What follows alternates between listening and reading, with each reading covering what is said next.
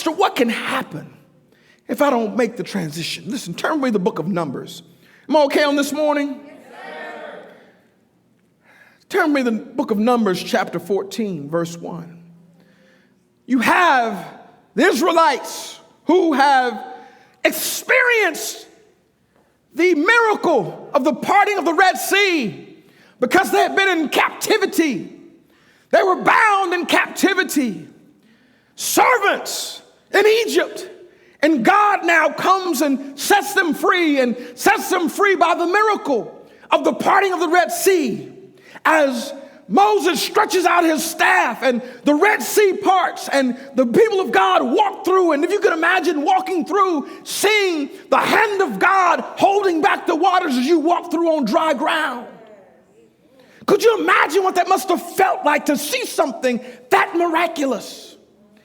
And they walk through, and when the last Israelite steps on to dry land, the Red Sea now comes back down and drowns out the Egyptian army.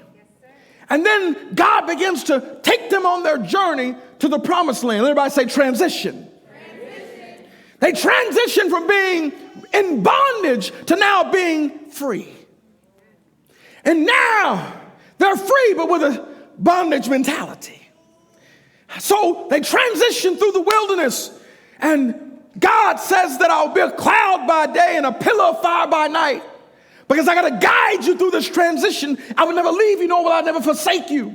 I got to guide you through. And they begin to complain because they're like, listen, we don't have nothing to eat. So now, manna from heaven, every day you wake up, there's fresh cornbread on the ground. Sweet cornbread with a little sugar in it.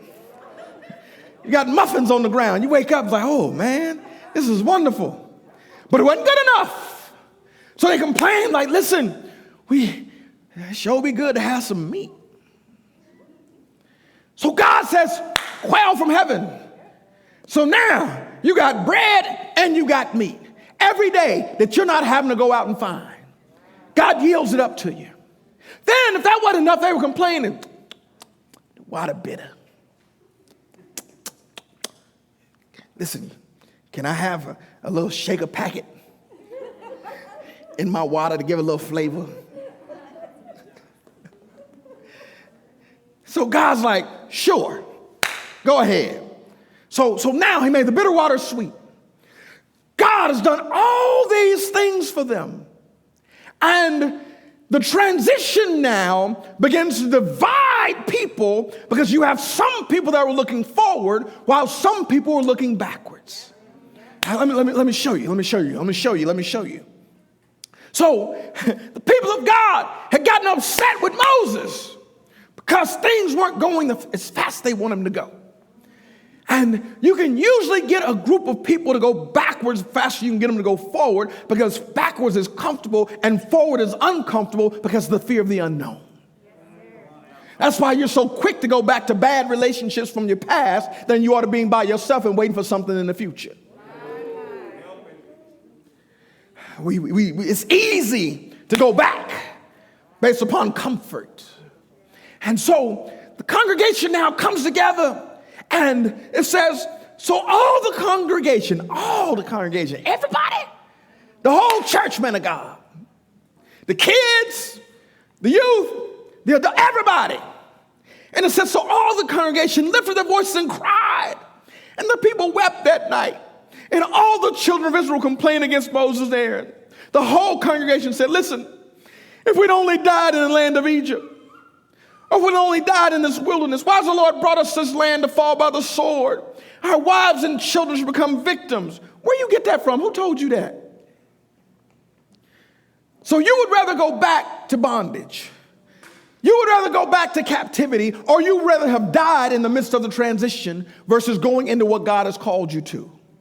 See, people of God, we can't allow fear of what's ahead keep us from moving ahead. One thing I can tell you, that God is ahead just like he was in the past. So they cried out and they said, listen, so God, since you won't do right by us, would it not be better for us to return to Egypt? So they said to one another, let us select a leader and return to Egypt. Let us go backwards. See, people of God, I tell you all the time that back is never there. Back always looks good because it's comfortable until you get back there and realize why you wasn't there to begin with. You know, it always looks good to go back to that job. It always looks good to go back to that relationship. You know, there's a reason why you broke up with that person. There's a reason why you left them. But now you've gotten a little anxious and a little lonely in your singleness that you now are going backwards with someone out of comfort and out of convenience. Am I making sense on this morning? And so it's important because during transitions, things do not always look the way they're supposed to. In a season of transition, hear me now, it's hard to trust God because you don't think right because your hormones have you in fight or flight mode. See, transitions make us anxious. Transitions keep us on edge. Transitions stress us out. Anybody ever move from one house to another, one apartment to another, one place to another? That's stressful. That's stressful because you don't like packing. And if you move several times, you become less and less careful with the packing.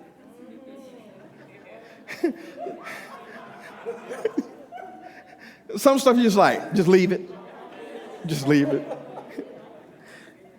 Listen, when my wife and I made the transition to Kyle from Round Rock, and we had to downsize homes because we started all over, started our lives completely over when we planted the church here. My wife was going through some family things, family transitions at the time, so she went at the house. So she couldn't tell me what not to throw away. Listen, I was responsible for packing. So there's some stuff I chose not to pack. So some stuff, listen, to this very day, poor Chet, she don't know it's mission because we got stuff in storage and stuff in boxes. She don't know what's in them boxes, so she don't even miss it because she don't even know it's gone. It's gone. It ain't in the box in the garage. It ain't in storage. It's gone. It's bye-bye. It's been bye-bye.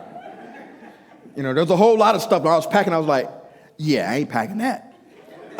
That goes straight in the trash. All the men guys like, yep. Women's like, no, that has sentimental value. It's junk. Throw it away. But when we are in a transitional season, our stress is heightened. Right now, our stress levels as a nation is high.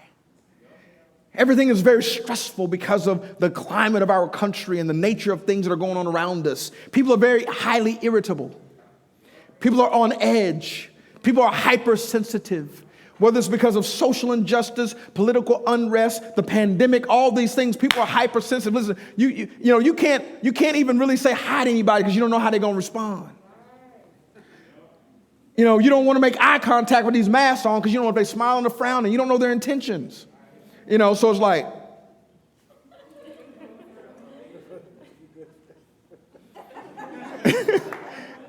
you don't really know. It's kind of like you got to feel people out like, are we good or are we not good? I don't know because I can't see your face. So things are heightened. So when you're in a stressful season, which transitions are stressful, you're usually not in your right mind because you've gone into fight or flight mode. When you're in fight or flight mode, your blood flows through your extremities and away from your brain. See, that's why when you're in transition, you don't make life-changing decisions because you're not thinking right.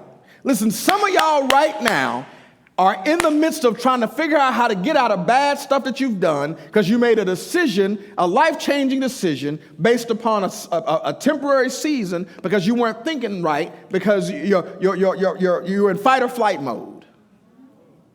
Which means when you're in fight or flight mode, all the blood goes to your extremities and away from your brain, so you don't think.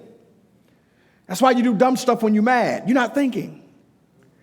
You know, you done caught a case for no reason because you wasn't thinking. Fight or flight mode, literally fight or flight, which means either you putting hands or you getting up out of there. Either way, you're not thinking right. So transitional seasons usually causes people not to think right and make quality decisions.